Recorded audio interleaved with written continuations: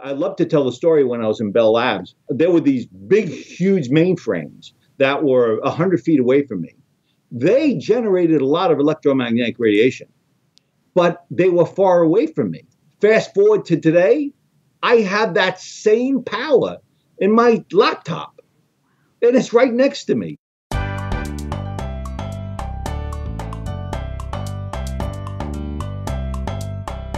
Welcome to the Wise Traditions Podcast, sponsored by the Weston A. Price Foundation for Wise Traditions in Food, Farming, and the Healing Arts. We are your source for scientific knowledge and traditional wisdom to help you achieve optimal health.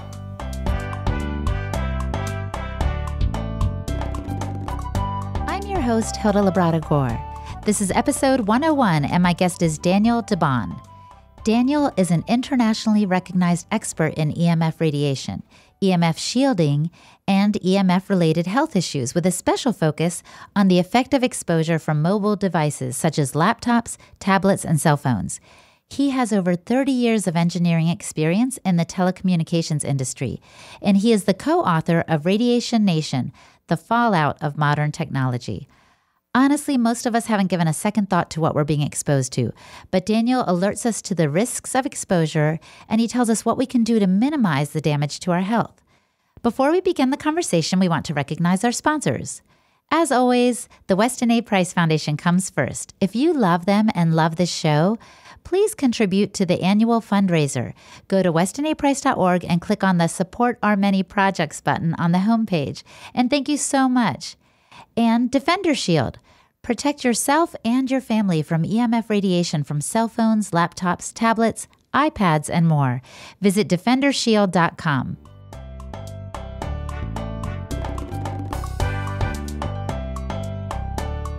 Welcome to Wise Traditions, Dan.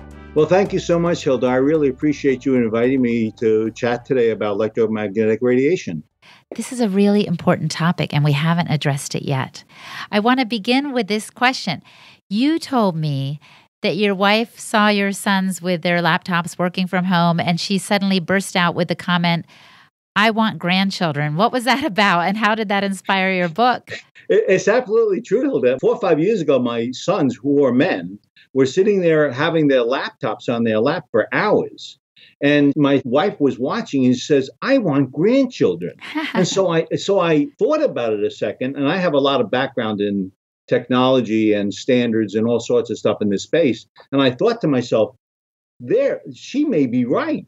And so we said, let's take a look into this a bit more seriously and see if we can find some technologies or understand the problems around it. And what was really interesting, I found that there weren't many products, a market to protect my children. Mm-hmm. And a lot of us really didn't know a lot about it. Yet, I looked into the science community space, and I found a preponderance of evidence suggesting we know a lot about it, which all of us really didn't know about. So why do you think that information isn't getting out?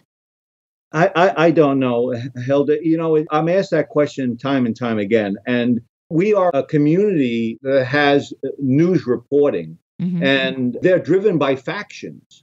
And you have the scientific factions, not well funded oftentimes, talking about one sort of challenge. And then you have those who profit from the technologies, maybe having a differing point of view.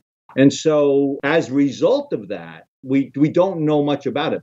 But also true, Hilda, if you think about it, the technologies that we have around us today, 10, 15 years ago, was not around us. So Right. It was not a big deal. In fact, I think it was in 2005, there were only 33% of the population that had cell phones. And today, it's 98% of the world. And there are more cell phones than toilets in the world. I mean, it's amazing how all of a sudden this stuff is coming around us. Now it's time to pay attention and see and understand these technologies. Absolutely. So it's a fairly new phenomenon. I have to say, when I went to Kenya in 2015 and 2016, I was in a very remote village bordering Tanzania, and the Maasai tribesmen I was with had a cell phone. So I know I've seen cell phones all over the world in very unexpected places. So it is something to talk about now as a time. And I want to begin, Dan, talking to the skeptic, because I know a lot of young men that put their laptops literally on their laps or have their cell phone in their pant pocket. And let's just start with cell phones. How does that radiation affect us? If you look at the scientific literature, it's very clear. Within several hours of close proximity to the groin area, the male sperm count is reduced by 25%. When a young couple go to a facility organization saying, I want a child, some of the first questions now being asked by the physicians are, do you use a laptop in your lap? Do you use a cell phone near you? There is truly an impact to the areas that are very, very sensitive in our bodies, and it does interfere with the natural biological evolution of those body parts. And that, by the way, it's true for women too. Wow. There was a large scientific study, 5-10 years ago, where they had 10,000 women out of Europe they looked at, and they found that with close proximity to the cell phone radiation, there was a 2% tumor growth, of which a portion of that was cancerous. So we really do have data. So I was going to mention two things. One is I've heard that studies have been done that are showing that the sperm count is lower in the semen than it has ever been before. And so what I understand that doctors have done, or the scientists have said, well, we're going to lower what's normal then. In other words, we're seeing less sperm. Right, exactly. So we're going to say that everybody has less sperm. Did you listen to the paper USA Today had an article that said the male sperm count is much less than the world's population. And it's because of heat from laptops. Do you know electromagnetic radiation is a thermal emitting heat, and it's much more likely the emissions from your tablets, your cell phones, are not only warming up the sensitive parts of the body, but they're doing biological damage as well. And so you don't have a scientific background, but how did you find these studies and start to become concerned? Oh, actually, I did have a fairly significant background in science. I worked for Bell Labs for 20 years. Oh. And I worked in their laboratories. And we used to do the standards work for the telecom industry. And we used to define the standards for the telecom industry.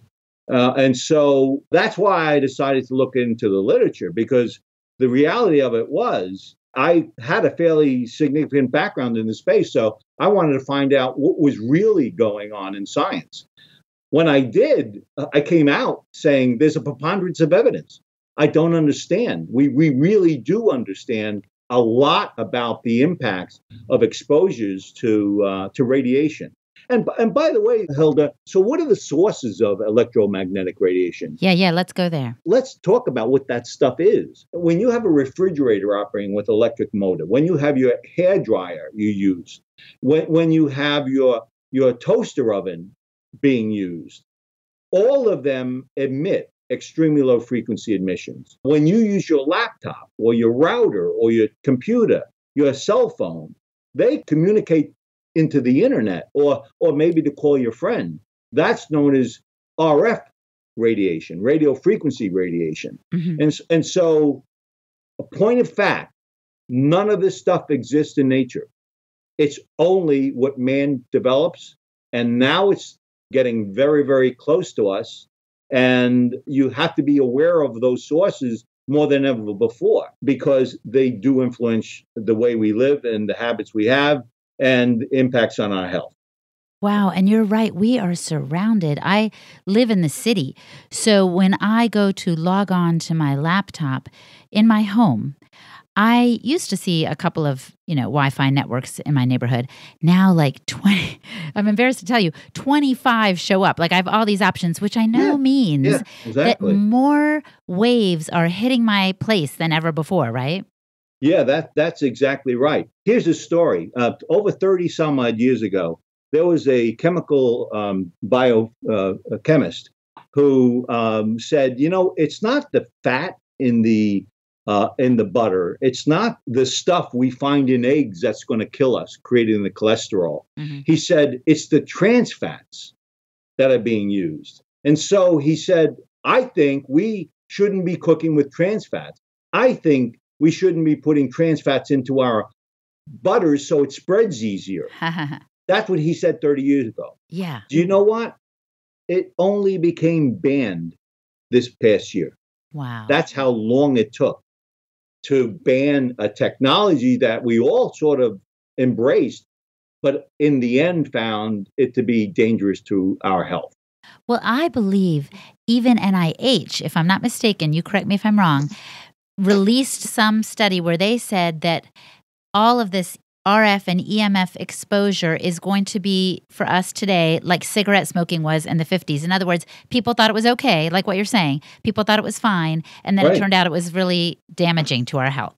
Yeah, I love to tell the story. The head of Philip Morris was questioned by a bunch of physicians and asked, in 78, does a woman that's pregnant have any impact if she smokes? And the guy said, no, of course not, except the woman may have a smaller baby. And what woman wouldn't want a smaller baby? That was the mentality in 78. Now, all of a sudden, we know, all of us know, it's common knowledge. And we know it because they lost in court. Mm-hmm. We know that this stuff is directly linked to cancer when you smoke. Yeah. And you're right. If you think about, I love to tell the story when I was in Bell Labs. There were these big, huge mainframes that were 100 feet away from me. They generated a lot of electromagnetic radiation, but they were far away from me. Fast forward to today, I have that same power in my laptop, and it's right next to me, and it's emitting. The difference being, it's now very close to my body. And that's what you were just saying. Yeah. You have all these cell towers, these RF Wi-Fi transmitters everywhere around you. Those things all influence your body. They absolutely do. And I want to talk about that. So we've talked about how these waves can affect fertility. What other health risks are we encountering when we are surrounded by these modern technologies? Yeah, let me talk a little bit about when you have an exposure. These technologies, they can actually heat up the surface of your body. Mm-hmm. It's known as a thermal emission. Mm-hmm. And they can be influencing your electrical infrastructure. And so when you want to lift a weight and you have a cell phone by your chest, you don't have as much strength. And no one even notices it, but it's literally true that there's an electrical interference. But the real big deal that you worry about is the biological impact, mm-hmm. the biological changes in the cell structure and the way the body handles this stuff. When you have a constant exposure to a very close emission, mm-hmm. Like when you're using your cell phone to your head, the cell itself says, stop hitting me. And when it says that, it reacts and doesn't share the proteins between the cells. So you actually start feeling ill. Your fingers may hurt, your head heats up, and it bothers you because of the heat. That's what's known as oxidative stress. The stress itself to the cell is now taking the toll, and it's telling you so. When you have a weakened cell under these exposures, you actually have a penetration of chemicals. Actually, chemicals goes into the cell, and that starts a chain reaction of disruption within the cell. And when it does that, the cells can ultimately become mutated or damaged from a DNA perspective. And in a way, I feel like we should be glad when our body gives us signals, and yes, because it's telling us something's wrong. Interestingly, some people just think, oh, I'm working too hard and I'm feeling stressed and that's why I have a headache. But it may be the very devices they're using that is making their health decline that's causing those symptoms. Oh, yeah. 20% of the population, almost 80% of that being female, are when there's volatile organic compounds in the air, they smell it and it really bothers them. That's, as you pointed out, your body is saying, stop exposing me to that toxin. Right. Well, you're exactly right. When you're exposed to electromagnetic radiation, your body's saying, that's a toxin. Stop. exposing me. And your body's telling you, be careful. Mm-hmm. And I have a friend, and actually, I think you're right. More and more people in the population are feeling this way, who is extremely sensitive to EMF and RF radiation. She will be in a room with someone who has an iPad on, for example, or whatever, and she doesn't even have to see the iPad. She can know it's there. And so she says to me, I'm the canary in the coal mine, because she is extremely sensitive, true, but all of us are being impacted by those frequencies. Yeah, there's no doubt. Hey, and stick around. Daniel tells us in a moment what he thinks of Mark Zuckerberg's plan to make Wi-Fi available in every corner of the world. And he explains why he likens electromagnetic frequencies to bees in the room. We pause now to acknowledge our sponsors, the Weston A. Price Foundation. We are dedicated to restoring nutrient-dense foods to the diet through education, research, and activism. One project of the foundation is this very Wise Traditions podcast. Donate today if it's meant anything to you at all. Go to westonaprice.org and click on the Support Our Many Projects annual fundraiser button. Give a gift of any size and check off the podcast box to let us know that you want to keep this show on the air. Our goal is to make $15,000 by the end of the month. So please give generously and help us make that goal. And thank you in advance. And Defender Shield. Defender Shield is the worldwide leader in mobile radiation shielding. Tested by FCC-certified labs, Defender Shield is the first technology to block up to virtually 100% of electromagnetic radiation from laptops, tablets, cell phones, and more, making it the most effective shielding for mobile devices ever developed. Daniel established this company himself because he was concerned about the health impact of EMF emissions, but he didn't mention it in this show because he is committed first and foremost to educating the public. After our conversation, though, he offered to extend a discount to our listeners, so I hope you'll take advantage of it. Go to defendershield.com and use the coupon code WISETRADITIONS10, that's the number 10, for a 10% discount at checkout.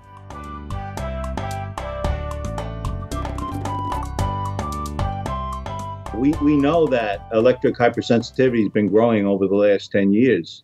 As we get closer to these technologies in our lives, more of us are saying, I really do feel this too much. And in some cases, Hilda, as you know, people can't almost even go out of their front door. It gets so serious. I know. As you just pointed out. Yeah. And some people, I don't want to mention any names, but I think it's Mark Zuckerberg.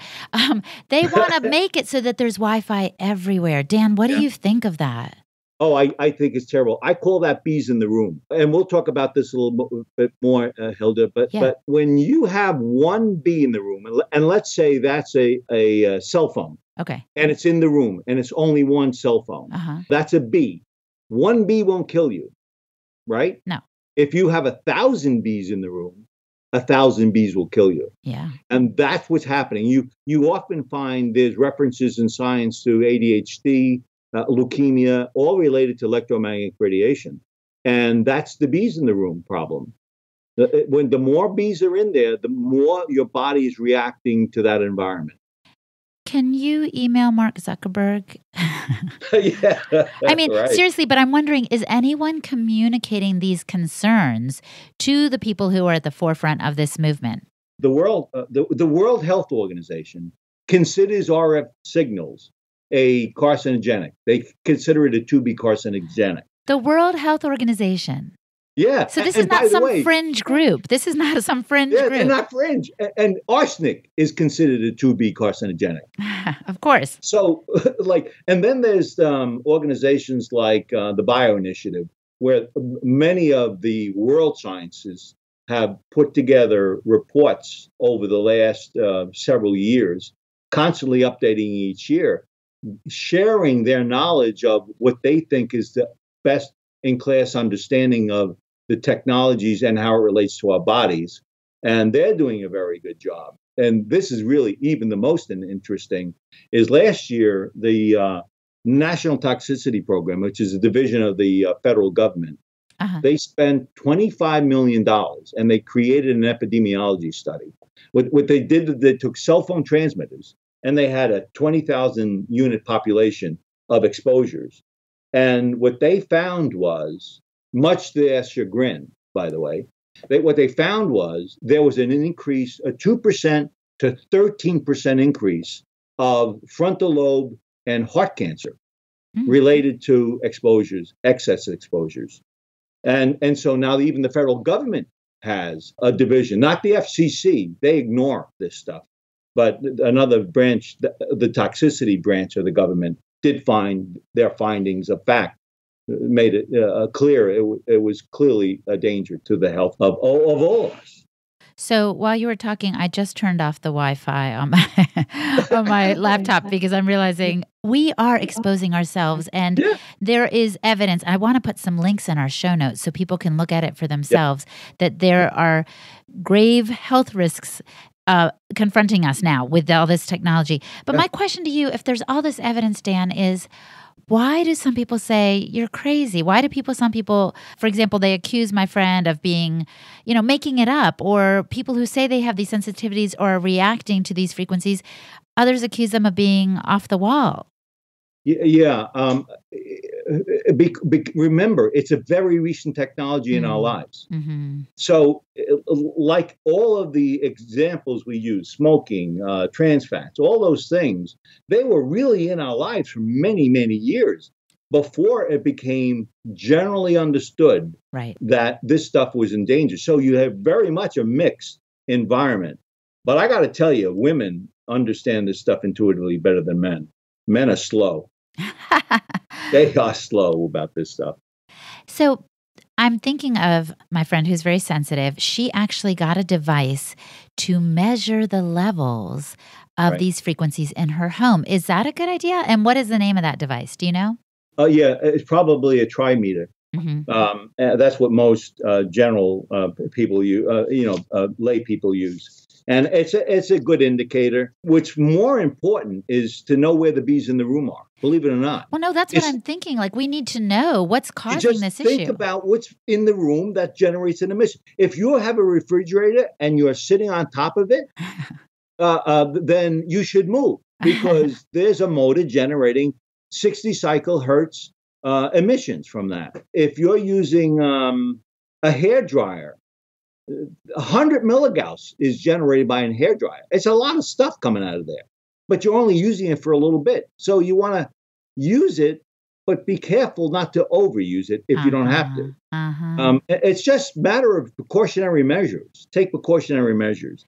Well, Hilda, I got to give you another example of something that drives home a little bit about what we're talking about. Okay. When you take a piece of meat and you put it into a microwave oven, a 2.3 gigahertz signal is generated.